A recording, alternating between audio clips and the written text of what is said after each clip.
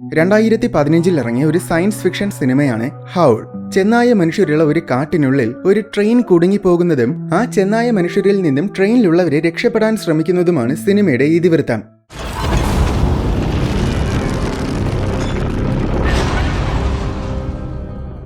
ലണ്ടനിലെ ഒരു ട്രെയിൻ സ്റ്റേഷനിൽ നിന്നുമാണ് കഥ തുടങ്ങുന്നത്. പ്രധാന കഥാപാത്രമായ ജോ അന്നത്തെ ജോലി കഴിഞ്ഞ് വീട്ടിൽ പോകാൻ നിൽക്കുകയായിരുന്നു. അവനൊരു ട്രെയിൻ കണ്ടക്ടറാണ്. പക്ഷേ സൂപ്പർവൈസർ വന്നിട്ട് നൈറ്റ് ഡ്യൂട്ടിക്കുള്ള കണ്ടക്ടർ വന്നിട്ടില്ല, അതുകൊണ്ട് നീ ഇന്ന് നൈറ്റ് ഡ്യൂട്ടിയും കൂടെ നോക്കുമോ എന്ന് ചോദിച്ചു. ആദ്യം അവനൊന്നും മടിച്ചെങ്കിലും അവന്റെ ക്രഷ് യെലനും ഇന്ന് നൈറ്റ് ഡ്യൂട്ടിക്കുണ്ടെന്ന് അറിഞ്ഞപ്പോൾ സമ്മതിച്ചു. ട്രെയിൻ സ്റ്റാർട്ട് ചെയ്തതും അവൻ യാത്രക്കാരുടെ ടിക്കറ്റ്സ് എല്ലാം ചെക്ക് ചെയ്യാൻ തുടങ്ങി. ഒരാളുടെ ടിക്കറ്റ് താഴെ വീണപ്പോ അവനതെടുക്കാൻ വേണ്ടി സീറ്റിനടിയിൽ നോക്കിയതും പെട്ടെന്നൊരു മുരൾച്ച കേട്ട് അവൻ പേടിച്ചുപോയി. പക്ഷെ അത് ചെറിയൊരു പട്ടിയായിരുന്നു. കെയ്റ്റിന്റെ ടിക്കറ്റ് കളഞ്ഞു പോയെന്ന് പറഞ്ഞപ്പോ അവൻ അവൾക്ക് ഫൈൻ അടിച്ചു കൊടുത്തു. ഒരു മാന്യനായ ഒരുത്തനെ കാണിക്കുന്നുണ്ട്, ബില്ലി. അവനൊരു ഫുട്ബോൾ പ്ലെയറാണ്. പിന്നെ ഒരു ഇന്ത്യനുമുണ്ട്, അവനൊരു പാവം പുസ്തക ജീവിയാണ്. പിന്നെ ഒരു അഹങ്കാരിയെ കാണിക്കുന്നുണ്ട്. അവളുടെ അടുത്ത് ടിക്കറ്റ് ചോദിച്ചപ്പോ മൈൻഡ് ചെയ്യാതെ ഇരുന്ന് ഫോണിൽ സംസാരിച്ചുകൊണ്ടിരിക്കുകയാണ്. അവൻ കുറെ തവണ ചോദിച്ചപ്പോഴാണ് അവൾ ടിക്കറ്റ് എടുത്ത് കൊടുത്തത്. എന്നിട്ട് അവന് കുറെ തെറിയും പറഞ്ഞു. ബേസിക്കലി ഇവളുടെ സംസാരം കേട്ട് കഴിഞ്ഞാൽ ഇവളെ തൂക്കിയെടുത്ത് വെളിയിലെടുത്തെറിയാൻ തോന്നും. പക്ഷെ ജോ ഒരു പാവമായതുകൊണ്ട് അവനൊന്നും മിണ്ടിയില്ല. തൊട്ടടുത്ത സീറ്റിൽ വയസ്സായ 2 പേരുണ്ടായിരുന്നു. അഹങ്കാരിയുടെ പെരുമാറ്റം കണ്ടപ്പോൾ അവർക്കും ദേഷ്യം തോന്നി. എഡ്രിയാന്റെ അടുത്ത് വന്നപ്പോൾ തൊട്ടടുത്ത് തന്നെ ടിക്കറ്റ് ഇരിക്കുന്ന കണ്ടതുകൊണ്ട് അയാളുടെ അടുത്ത് ടിക്കറ്റ് ചോദിച്ചില്ല. എഡ്രിയാൻ ഭയങ്കര റിച്ച് ആണ്. അവൻ സ്വന്തം നിലനിൽപ്പിന് വേണ്ടി എന്തും ചെയ്യാൻ മടിക്കാത്ത ഒരാളാണ്. ഇയാളെ ഒരു വില്ലൻ രീതിയിലാണ് സിനിമയിൽ ചിത്രീകരിച്ചിരിക്കുന്നത്. പക്ഷെ കോമഡി എന്താന്ന് വെച്ചാൽ ഈ ട്രെയിനിൽ ശകലമെങ്കിലും ബോധമുണ്ടെന്ന് തോന്നിയത് ഇവന് മാത്രമാണ്. അതിന്റെ കാരണം നിങ്ങൾക്ക് വഴിയെ മനസ്സിലാകും. ഇടയ്ക്ക് യെലനെ കണ്ടതും ഇന്നത്തെ ഡ്യൂട്ടി കഴിഞ്ഞ് നമുക്കൊരുമിച്ച് ഡിന്നർ കഴിക്കാൻ പോകാമോ എന്ന് ജോ ചോദിച്ചു. പക്ഷെ ഈ നൈറ്റ് ഡ്യൂട്ടി കഴിഞ്ഞാൽ അടുത്ത ദിവസം വീണ്ടും അവൾക്ക് മോർണിംഗ് ഡ്യൂട്ടി ഉണ്ട്, അതുകൊണ്ട് മറ്റൊരു ദിവസം പോകാമെന്നാണ് യെലൻ പറഞ്ഞേ. അവര് സംസാരിക്കുന്നത് അടുത്തിരുന്ന ഒരു തടിയൻ കേൾക്കുന്നുണ്ടായിരുന്നു. അവള് പോയപ്പോ കുഴപ്പമില്ലടാ, അവള് പോയ വേറൊരുത്തി, അത്രേ ഉള്ളൂ എന്ന് പറഞ്ഞ് അവൻ ജോയെ സമാധാനപ്പെടുത്തി. ടിക്കറ്റ്സ് ഒക്കെ ചെക്ക് ചെയ്ത ശേഷം അടുത്ത പല മണിക്കൂറുകളോളം നേരം ജോ ചെന്ന് ജനാലക്കരികിൽ വെറുതെ ഇരുന്നു. പുറത്ത് നല്ല മഴയുണ്ട്. ഇടയ്ക്ക് പല സ്റ്റേഷനിലായിട്ട് ട്രെയിനിലുണ്ടായിരുന്ന ഭൂരിപക്ഷം പേരും പോയി. ഇനി ആകെ 8-10 പേര് മാത്രമേയുള്ളൂ. അവസാനത്തെ സ്റ്റേഷനിൽ എത്തുന്നതിന് മുന്നേ ഒരു വലിയ കാടുണ്ട്. ഇപ്പോൾ ആ കാട്ടിലൂടെയാണ് ട്രെയിൻ പോയിക്കൊണ്ടിരിക്കുന്നത്. അങ്ങനെ പോകുന്നതിനിടയിൽ പെട്ടെന്ന് സഡൻ ബ്രേക്ക് ഇട്ടതുപോലെ ട്രെയിൻ നിന്നു. ട്രെയിൻ മൊത്തത്തിലൊന്ന് കുലുങ്ങി. അങ്ങനെ നല്ല ഉറക്കത്തിലായിരുന്ന ജോ ചാടി എണീറ്റു. അപ്പോൾ ട്രെയിനിൽ എന്തോ വന്നിടിച്ചു. ആരും പേടിക്കണ്ട, എത്രയും വേഗം തന്നെ എല്ലാം ശരിയാക്കുമെന്ന് ഡ്രൈവർ ഒരു അനൗൺസ്മെന്റ് ചെയ്തു. അത് കേട്ട് യാത്രക്കാരെല്ലാം ടെൻഷനിലായി. ആർക്കും ഫോണിൽ സിഗ്നൽ ഒന്നും കിട്ടുന്നില്ല. ജോ ചെന്ന് എല്ലാവരെയും ആശ്വസിപ്പിക്കാൻ ശ്രമിച്ചു.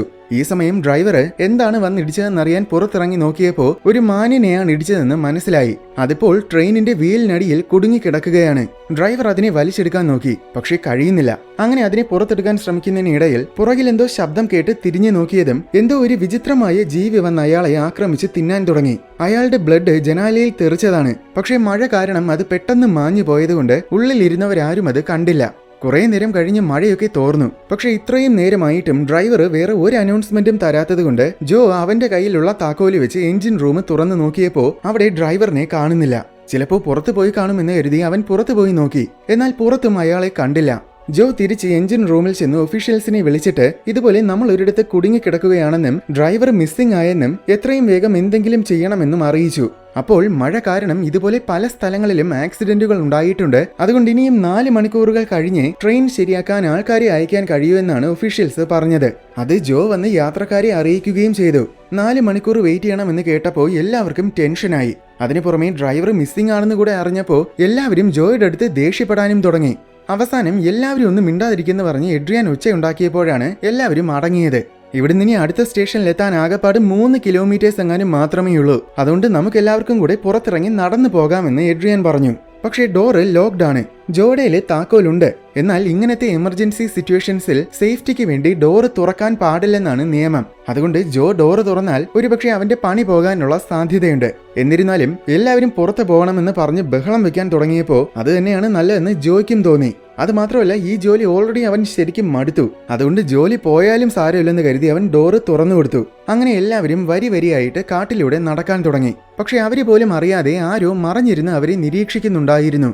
കുറച്ചു ദൂരം നടന്നതും എന്തോ ഒരു ശബ്ദം കേട്ട് ജോയും എലനും കൂടെ അങ്ങോട്ട് ചെന്ന് നോക്കിയപ്പോൾ ഡ്രൈവറിനെ എന്തോ ഒരു ജീവി കടിച്ചു കീറിയിട്ടിരിക്കുകയാണ്. അത് കണ്ട് രണ്ടുപേരും ഞെട്ടി. അവര് ഓടിച്ചെന്ന് എല്ലാവരോടും വേഗം തിരിച്ച് ട്രെയിനിൽ കയറാൻ പറഞ്ഞു. ആ സമയം അകലെ ചെന്നായ ഓരിയിടുന്ന ശബ്ദവും കേൾക്കാം. അങ്ങനെ പേടിച്ച് എല്ലാവരും തിരിച്ച് ട്രെയിനിൽ കയറി. അവസാനം ജെനി കയറാൻ നിന്നതും അവളുടെ കാലിൽ എന്തോ ഒരു ജീവി വന്ന് കടിച്ചു. ബാക്കി എല്ലാവരും കൂടെ അവളെ പിടിച്ചു വലിച്ച് അകത്ത് കയറ്റിയിട്ട് പെട്ടെന്ന് വാതിലടച്ചു. എല്ലൻ അവിടെ ഉണ്ടായിരുന്ന കുറച്ച് മരുന്നുകൾ കൊണ്ട് ജെനിയുടെ മുറിവ് വെച്ച് കെട്ടി കൊടുത്തു. ഇപ്പോഴും ഇവരാരും ആ ജീവിയെ നേരിട്ട് കണ്ടിട്ടില്ല. അതെന്ത് തരം ജീവിയാണെന്ന് പോലും ആർക്കും അറിയില്ല. ബില്ലിയും ഇന്ത്യക്കാരനും കൂടെ ജനാല വഴി ലൈറ്റ് അടിച്ച് പുറത്തേക്ക് നോക്കിയിട്ടും ആ ജീവിയെ കണ്ടില്ല. അതെന്തോ ഒരു തരം മോൺസ്റ്റർ ആണെന്നും ആ മോൺസ്റ്ററിന് മനുഷ്യരൂപമാണെന്നുമാണ് ജെനി പറയുന്നത്. പക്ഷെ അവള് ഷോക്കിലായതുകൊണ്ട് ആരും അത് കാര്യമായിട്ട് പരിഗണിച്ചില്ല. അങ്ങനെ പേടിച്ചിരുന്ന സമയത്താണ് മോൺസ്റ്റർ അതിന്റെ നഖം കൊണ്ട് ട്രെയിനിൽ മാന്തുന്ന ശബ്ദം കേട്ടത്. നമ്മൾ സംസാരിക്കുന്ന ശബ്ദം കേട്ടാൽ അത് പോകില്ലെന്ന് കരുതി എല്ലാവരും കുറച്ചുനേരം ശബ്ദമൊന്നും ഉണ്ടാക്കാതെ മിണ്ടാതിരുന്നു. അങ്ങനെ അത് അവിടെ നിന്നും പോയി. ശേഷം ജോ വന്ന് വീണ്ടും ഒഫീഷ്യൽസിനെ വിളിക്കാൻ നോക്കി. പക്ഷെ ഇപ്പോ സിഗ്നൽ കിട്ടുന്നില്ല.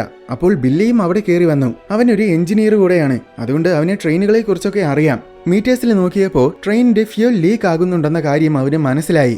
അത് ശരിയാക്കിയാൽ മാത്രമേ നമുക്കിനി ട്രെയിൻ സ്റ്റാർട്ട് ചെയ്യാൻ പറ്റൂ എന്ന് ബില്ലി പറഞ്ഞു. അടുത്ത് ട്രെയിനിന്റെ ആന്റിന ആരോ നശിപ്പിച്ചിട്ടിരിക്കുന്നത് കാണിക്കുന്നുണ്ട്. കാണുമ്പോൾ തന്നെ അത് സിഗ്നൽ കിട്ടാതിരിക്കാൻ വേണ്ടി മോൺസ്റ്റേഴ്സ് മനഃപൂർവ്വം ചെയ്തതാണെന്ന് നമുക്ക് മനസ്സിലാകും. ശേഷം എല്ലാവരും ചേർന്ന് അതെന്ത് ജീവിയാണെന്ന് ചർച്ച ചെയ്യാൻ തുടങ്ങി. ഒരാളെ നിസ്സാരമായിട്ട് തൂക്കിയെടുക്കാൻ കഴിയണമെങ്കിൽ തീർച്ചയായും അതൊരു കരടി ആയിരിക്കുമെന്ന് എഡ്രിയാൻ പറഞ്ഞു. പക്ഷെ അത് ഓരിയിടുന്ന ശബ്ദം കേട്ടല്ലോ, അപ്പോൾ അത് ചെന്നായ ആയിരിക്കുമെന്നാണ് അഹങ്കാരി പറഞ്ഞത്. എന്നാൽ കരടിയും ചെന്നായയും ഒന്നും നമ്മുടെ രാജ്യത്ത് തന്നെ ഇല്ലല്ലോ എന്ന് ജോയ് പറഞ്ഞു. അങ്ങനെ അതെന്ത് മോൺസ്റ്റർ ആയിരിക്കുമെന്ന് ആലോചിച്ച് എല്ലാവരും ആകെ കൺഫ്യൂഷനിൽ നിൽക്കുമ്പോഴാണ് അപ്പുറത്തെ കമ്പാർട്ട്മെന്റിലെ ഒരു ശബ്ദം കേട്ടത്. അത് ചിലപ്പോൾ മോൺസ്റ്റർ ഉള്ളിൽ കയറാൻ ശ്രമിക്കുന്നതായിരിക്കുമെന്ന് കരുതി ജോയും ബില്ലിയും എഡ്രിയാനും കൂടെ അതെന്താണെന്ന് നോക്കാനായിട്ട് അങ്ങോട്ട് പോയി. അവിടെ ചെന്നപ്പോൾ ബാത്റൂമിൽ നിന്നുമാണ് ശബ്ദം വരുന്നതെന്ന് മനസ്സിലായി. 3 പേരും അതിനെ ആക്രമിക്കാൻ തയ്യാറായി നിന്നിട്ട് വാതിൽ തുറന്നു നോക്കിയപ്പോൾ ഉള്ളിൽ നേരത്തെ കണ്ട തടിയനായിരുന്നു. ട്രെയിൻ ആക്സിഡന്റ് ആയപ്പോൾ തൊട്ട് ഇവൻ ഇതിനകത്ത് ലോക്കായി കിടക്കുകയായിരുന്നു. കുറച്ചുനേരം കഴിഞ്ഞ് നോക്കിയപ്പോൾ ജെനിയുടെ മുറിവ് കൂടുതൽ രൂക്ഷമായിരിക്കുകയാണ്. അവൾക്ക് നല്ല രീതിയിൽ പനിക്കുന്നുമുണ്ട്. അഹങ്കാരി പേടിച്ചിരിക്കുന്ന കണ്ടിട്ട് കെയ്റ്റ് ചെന്ന് അവളെ സമാധാനപ്പെടുത്തി. കെയ്റ്റിനും ഇതേ പ്രായത്തിൽ ഒരു മോളുണ്ട്. അതുകൊണ്ട് അവൾക്ക് അഹങ്കാരിയോട് കുറച്ച് സെന്റിമെന്റ് തോന്നി. പെട്ടെന്ന് മോൺസ്റ്റർ വീണ്ടും വന്ന് വാതിൽ ഇടിക്കാൻ തുടങ്ങി. എന്നിട്ട് അത് ട്രെയിനിന്റെ മണ്ടയിൽ കയറി. അത് എങ്ങനെയെങ്കിലും അകത്ത് കയറാൻ നോക്കുകയാണെന്ന് എല്ലാവർക്കും മനസ്സിലായി. ആ സമയത്ത് അഹങ്കാരിയുടെ ഫോണിൽ ആരോ വിളിച്ചു. എടുത്തപ്പോൾ അത് അവളുടെ അമ്മയാണ്. പക്ഷെ എന്തെങ്കിലും സംസാരിക്കാൻ പറ്റുന്നതിന് മുന്നേ ജനാല വഴി അവളെ മോൺസ്റ്റർ മുകളിലേക്ക് തൂക്കിയെടുത്തു. അവൾ അലറി വിളിക്കാൻ തുടങ്ങി. കെയ്റ്റ് അവളെ രക്ഷിക്കാൻ നോക്കിയെങ്കിലും പറ്റുന്നില്ല. കെയ്റ്റിനെയും കൂടെ മോൺസ്റ്റർ പിടിച്ചോണ്ട് പോകുമെന്ന് തോന്നിയ ഇന്ത്യക്കാരൻ പെട്ടെന്ന് കെയ്റ്റിനെ വിടാതെ പിടിച്ചു വെച്ചു. സെക്കൻഡുകൾക്കുള്ളിൽ അഹങ്കാരിയെ മോൺസ്റ്റർ വലിച്ചു കീറുന്ന ശബ്ദം കേട്ടു. തൊട്ടു പിന്നാലെ മുകളിൽ നിന്നും ജനാലയിലൂടെ രക്തമൊഴുകി വരുന്നതും കാണാം. പേടിച്ച് കിടുങ്ങി എല്ലാവരും മറ്റൊരു കമ്പാർട്ട്മെന്റിലേക്ക് ഓടിക്കേറി. ആരും അഹങ്കാരിയെ രക്ഷിക്കാൻ ശ്രമിച്ചില്ലെന്ന് പറഞ്ഞ് കെയ്റ്റ് ഇന്ത്യക്കാരന്റെ അടുത്ത് കുറെ ദേഷ്യപ്പെട്ടു. ശേഷം ഇവിടെ നിന്ന് എങ്ങനെ രക്ഷപ്പെടുമെന്നും അതെന്ത് ജീവിയാണെന്നുമൊക്കെ പറഞ്ഞ് എല്ലാവരും പരസ്പരം തർക്കിക്കാൻ തുടങ്ങി. അവസാനം നിവൃത്തിയില്ലാതെ ജെയിംസ് പെട്ടെന്ന് ഷൗട്ട് ചെയ്തപ്പോഴാണ് എല്ലാവരും അടങ്ങിയത്. നമ്മളിങ്ങനെ തർക്കിച്ചിട്ട് കാര്യമൊന്നുമില്ല. എല്ലാവരും ഒറ്റക്കെട്ടായിട്ട് നിന്ന് പ്രവർത്തിച്ചാലേ രക്ഷപ്പെടാൻ പറ്റൂ. നിങ്ങൾ അതിനുള്ള വഴി ആലോചിക്കുന്ന ജെയിംസ് പറഞ്ഞു. അങ്ങനെ എല്ലാവരും കൂടെ ഇരുന്ന് ചർച്ച ചെയ്യാൻ തുടങ്ങി. ശേഷം ആദ്യം അവർ വാതിലുകളും ജനാലകളും എല്ലാം ഗ്രില്ലും കമ്പികളുമൊക്കെ കൊണ്ട് ബാരിക്കേഡ് ചെയ്തു. ട്രെയിനിൽ കോടാലി പോലത്തെ കുറച്ച് ടൂൾസ് ഉണ്ടായിരുന്നു. അതെല്ലാം എടുത്ത് ഓരോരുത്തരും കയ്യിൽ കരുതി. പിന്നെ കുറേ നേരം പ്രശ്നങ്ങളൊന്നുമില്ലാതെ അവർ ആ കമ്പാർട്ട്മെന്റിനുള്ളിൽ സേഫ് ആയിട്ടിരുന്നു. എങ്കിലും എല്ലാവരുടെയും മനസ്സിലും നല്ല പേടിയുണ്ട്. കെയ്റ്റും മെലനും കൂടെ ജെനിയുടെ മുറിവ് പരിശോധിക്കുന്ന സമയത്ത് എല്ലാവരിൽ നിന്നും ശകലം മാറി നിന്ന് എഡ്രിയാൻ ജോയുടെ അടുത്ത് ചില കാര്യങ്ങൾ പറഞ്ഞു. നമ്മുടെ അതിജീവനമാണ് നമുക്ക് ഏറ്റവും വലുത്. അതിനുവേണ്ടി നമ്മൾ എന്തും ചെയ്യണം. അതിന് എത്ര ക്രൂരമാണെന്ന് തോന്നുന്ന കാര്യമായിരുന്നാലും നമ്മുടെ സേഫ്റ്റിക്ക് വേണ്ടി ചിലപ്പോൾ നമ്മൾ അത് ചെയ്യേണ്ടി വരും. ഇവിടുന്ന് രക്ഷപ്പെടാൻ നീ എന്റെ കൂടെ നിൽക്കണം. ഈ വയസ്സായവരെയും പെണ്ണുങ്ങളെയും ഒന്നും നമ്മൾ നോക്കരുത് എന്നൊക്കെയാണ് ജെയിംസ് പറയുന്നത്. അതായത് സർവൈവലിന് വേണ്ടിയിട്ട് വളരെ ലോജിക്കലായിട്ടുള്ള കാര്യങ്ങളാണ് പുള്ളിക്കാരൻ പറയുന്നത്. ജോ എന്തെങ്കിലും മറുപടി പറയുന്നതിന് മുന്നേ ഇവിടെ ജെനി കുറെ രക്തം വൊമിറ്റ് ചെയ്തു. ഒപ്പം അവളുടെ കുറച്ച് പല്ലുകളും കൊഴിഞ്ഞുപോയി. ഇനി എന്ത് ചെയ്യുമെന്ന് പറഞ്ഞ് എല്ലാവരും തമ്മിൽ വീണ്ടും തർക്കിക്കാൻ തുടങ്ങി. അപ്പോഴാണ് തടിയനെ കാണുന്നില്ലെന്ന കാര്യം ജോ ശ്രദ്ധിച്ചത്. വാതിലിൽ വെച്ചിരുന്ന ബാരിക്കേഡും എടുത്തു മാറ്റിയിട്ടുണ്ട്. അപ്പോൾ ബാരിക്കേഡ് മാറ്റി അവൻ അപ്പുറത്തെ കമ്പാർട്ട്മെന്റിൽ പോയെന്ന് മനസ്സിലായി. ആ പൊട്ടൻ ചാവാൻ പോയതാണ്. അപ്പുറത്ത് പോയിട്ടുണ്ടെങ്കിൽ അവന് ഉറപ്പായിട്ടും മോൺസ്റ്റർ പിടിച്ചിട്ടുണ്ടായിരിക്കും എന്ന് പറഞ്ഞ് എഡ്രിയാൻ ചെന്ന് ബാരിക്കേഡ് എടുത്ത് തിരിച്ചു വെക്കാൻ പോയി. എന്നാൽ ജോ വന്ന് അയാളെ തടഞ്ഞിട്ട് ഞാനൊന്ന് അങ്ങോട്ട് പോയി നോക്കിയിട്ട് വരാമെന്ന് പറഞ്ഞു. അങ്ങനെ ജോ അപ്പുറത്തെ കമ്പാർട്ട്മെന്റിൽ ചെന്ന് നോക്കിയപ്പോൾ ആ തടിയം പൊട്ടം വീണ്ടും ബാത്റൂമിൽ ലോക്കായി കിടക്കുകയാണ്. ജോ വാതിൽ തുറക്കാൻ ശ്രമിച്ചിട്ട് പറ്റുന്നില്ല. വാതിൽ തുറക്കാൻ നോക്കുന്ന ശബ്ദം കേട്ടപ്പോൾ മോൺസ്റ്റർ മുകളിലൂടെ റൂഫും തകർത്ത് ബാത്റൂമിൽ ഇറങ്ങി വന്നിട്ട് തടിയനെ വലിച്ചു കീറി തിന്നാൻ തുടങ്ങി. അവന്റെ നിലവിളി കേട്ട് ജോ ശരിക്കും പേടിച്ചു. ജോ മാത്രമല്ല, ബാക്കി എല്ലാവർക്കും അത് കേൾക്കാം. ഏതാനും ചില സെക്കൻഡുകൾക്കുള്ളിൽ ബാത്റൂമിൽ നിന്നും പൈപ്പ് തുറന്നു വിട്ടതുപോലെ രക്തം ഒഴുകി വന്നു. അതുകൊണ്ട് പേടിച്ചു പോയ ജോ വേഗം തിരിച്ചപ്പുറത്തെ കമ്പാർട്ട്മെന്റിൽ പോകാൻ നോക്കിയതും വാതില് തുറക്കാൻ പറ്റുന്നില്ല. അത് എഡ്രിയാൻ അപ്പുറത്തു നിന്നും ലോക്ക് ചെയ്തിരിക്കുകയാണ്. ഈ സമയം എഡ്രിയാൻ മോൺസ്റ്റർ അകത്തുണ്ടെന്ന് മനസ്സിലായതുകൊണ്ട് ട്രെയിനിൽ നിന്നും പുറത്തിറങ്ങി ഓടി രക്ഷപ്പെടാൻ തീരുമാനിച്ചു. അങ്ങനെ അയാള് പുറത്തേക്കുള്ള വാതിലിന്റെ ബാരിക്കേഡുകളൊക്കെ എടുത്തു മാറ്റി. ജോയിയെ രക്ഷിക്കാൻ എലൻ പറഞ്ഞപ്പോ അവന്റെ അടുത്ത് പോവില്ലെന്ന് ഞാൻ പറഞ്ഞല്ലേ, എന്നിട്ടും കേൾക്കാതെ ചാവാൻ ചെന്ന് കയറിക്കൊടുത്തത് എന്റെ തെറ്റല്ലല്ലോ. അതുകൊണ്ട് അവനെ രക്ഷിക്കാൻ നോക്കി എന്റെ ജീവനും കൂടെ അപകടത്തിൽപ്പെടുത്താൻ തൽക്കാലം ഞാൻ ഇല്ലെന്ന് എഡ്രിയാൻ പറഞ്ഞു. ഇതാണ് ഞാൻ നേരത്തെ പറഞ്ഞേ, ശകലമെങ്കിലും ബോധമുള്ളത് ഇവന് മാത്രമാണ്. പക്ഷെ വാതിൽ തുറക്കാൻ നോക്കിയപ്പോ സംഭവം ലോക്ക്ഡ് ആയിരുന്നു. അതിന്റെ താക്കോലാണെങ്കിൽ ജോഡയിലുമാണ്. അപ്പുറത്ത് ജോ വാതിൽ തള്ളി തുറക്കാൻ ശ്രമിക്കുകയായിരുന്നു. മോൺസ്റ്റർ ആണെങ്കിൽ അവനെ പിടിക്കാൻ പിന്നിലൂടെ വരുന്നുണ്ട്. അവസാനം അത് അടുത്തെത്താറായതും താക്കോലിന് വേണ്ടി എഡ്രിയാൻ വന്ന് വാതിൽ തുറന്നു കൊടുത്തു. അങ്ങനെ ജോയ് അകത്ത് കയറിയതും വേഗം എഡ്രിയാൻ തിരിച്ച് ആ ഡോറിനെ അടച്ചു. എന്നിട്ട് എല്ലാവരും കൂടെ വീണ്ടും ആ ഡോറിന് മുന്നിൽ ബാരിക്കേഡായിട്ട് കഴിയുന്ന എത്ര സാധനങ്ങളും കൊണ്ടുവച്ചു. അതിനിടയിൽ എഡ്രിയാൻ ട്രെയിനിൽ നിന്നും പുറത്തു കടക്കാൻ വേണ്ടി ഒരു ഫയർ എക്സ്റ്റിംഗ്വിഷർ ഉപയോഗിച്ച് ജനാല തകർക്കാൻ നോക്കി. പക്ഷെ അത് നടന്നില്ല. നിർഭാഗ്യവശാൽ മോൺസ്റ്റർ വളരെ ശക്തിശാലി ആയതുകൊണ്ട് അത് വാതിൽ തുറന്ന് ബാരിക്കേഡുകൾ മൊത്തം തകർത്തുകൊണ്ട് അകത്ത് കയറി വന്നു. അതിനെ കണ്ടതും എല്ലാവരും പേടിച്ച് സ്തംഭിച്ചു പോയി. നേരത്തെ ജെനി പറഞ്ഞതുപോലെ അതിന് മനുഷ്യന്റേതുപോലത്തെ രൂപമാണ്. എന്നാൽ ചെന്നായയെ പോലത്തെ പല്ലുകളും നഖങ്ങളുമുണ്ട്. അത് വന്ന് ജോയെ ആക്രമിക്കാൻ നിന്നതും എലൻ ഒരു കത്തിയെടുത്ത് അതിനെ കുത്തി. പക്ഷെ അതിനൊന്നും സംഭവിച്ചില്ല. അത് എലനെ തൂക്കിയെടുത്തെറിഞ്ഞു. എന്നിട്ട് അവളെ കൊല്ലാൻ വേണ്ടി തിരിഞ്ഞ തക്കത്തിൽ ബാക്കി എല്ലാവരും കൂടെ ചേർന്ന് കയ്യിൽ കിട്ടിയ ടൂൾസ് ഒക്കെ വെച്ച് അതിനെ ആക്രമിക്കാൻ തുടങ്ങി. ആദ്യം കുറെ ആക്രമിച്ചെങ്കിലും അതിന് കാര്യമായിട്ടൊന്നും സംഭവിച്ചില്ല. ഇടയ്ക്ക് ബില്ലിയെ കൊല്ലാൻ വന്നതും എഡ്രിയാൻ ഫയർ എക്സ്റ്റിംഗ്വിഷർ വെച്ച് അതിനെ അടിച്ചു വീഴ്ത്തി. അപ്പോഴാണ് ഇന്ത്യക്കാരൻ ഒരു കോടാലിയും എടുത്തുകൊണ്ട് വന്നത്. അത് വെച്ച് അവൻ ആ മോൺസ്റ്ററിനെ കൊത്തു പൊറോട്ട പോലെ ചന്ന പിന്നെ വെട്ടിനുറുക്കി. അത് ചത്തിട്ടും വീണ്ടും അവൻ അതിനെ വെട്ടിക്കൊണ്ടിരുന്നു. അവസാനം കേറ്റ് വന്ന് പിടിച്ചു മാറ്റിയപ്പോഴാണ് അവൻ അടങ്ങിയത്. ശേഷം അവർ ആ ജീവിയെ മൊത്തത്തിലൊന്ന് പരിശോധിച്ചു നോക്കി.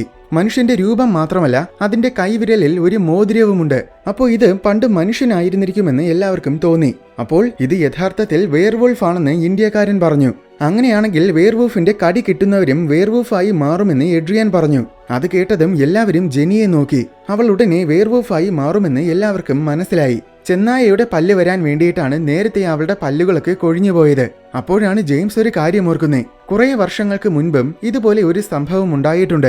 അന്നും ഇതേ കാട്ടിൽ ഒരു ട്രെയിൻ കുടുങ്ങിപ്പോയി. അടുത്ത ദിവസം രക്ഷാപ്രവർത്തകർ വന്ന് നോക്കിയപ്പോ ട്രെയിനിൽ ഒരൊറ്റ മനുഷ്യൻ പോലും ജീവനോടെ ഉണ്ടായിരുന്നില്ല.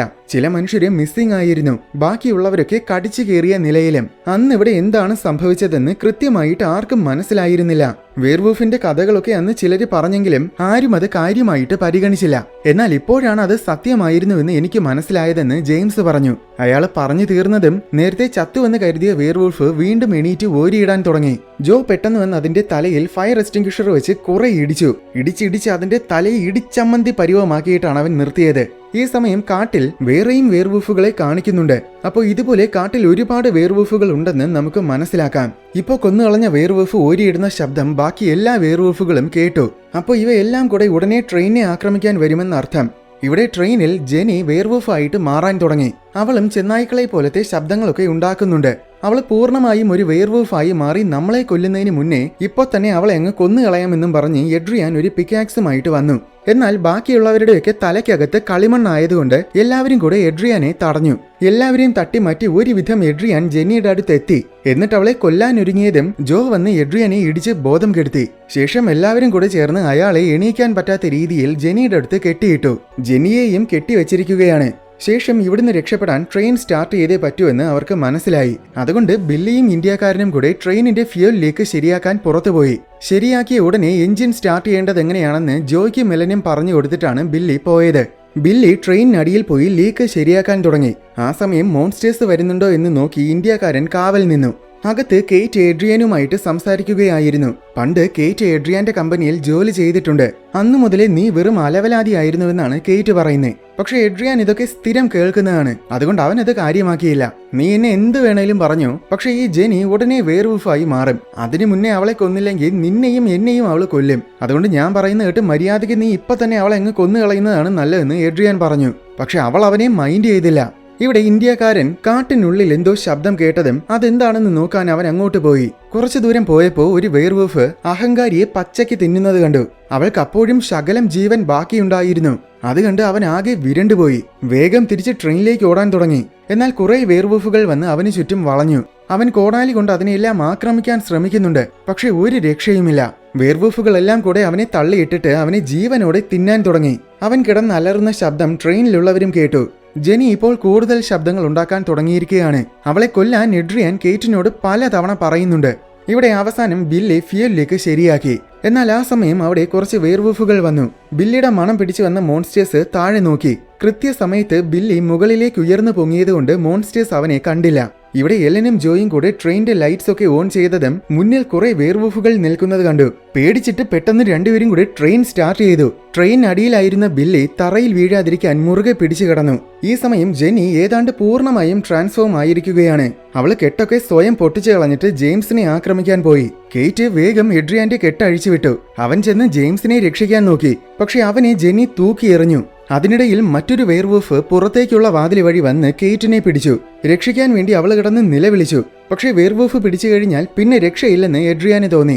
അതുമാത്രമല്ല, അവളെ രക്ഷിക്കാൻ ശ്രമിച്ചു കഴിഞ്ഞാൽ മിക്കവാറും അവന്റെ ജീവനും കൂടെ അപകടത്തിലാകും. അതുകൊണ്ട് എഡ്രിയാൻ അവളെ ചവിട്ടി പുറത്തേക്ക് തള്ളിവിട്ടു.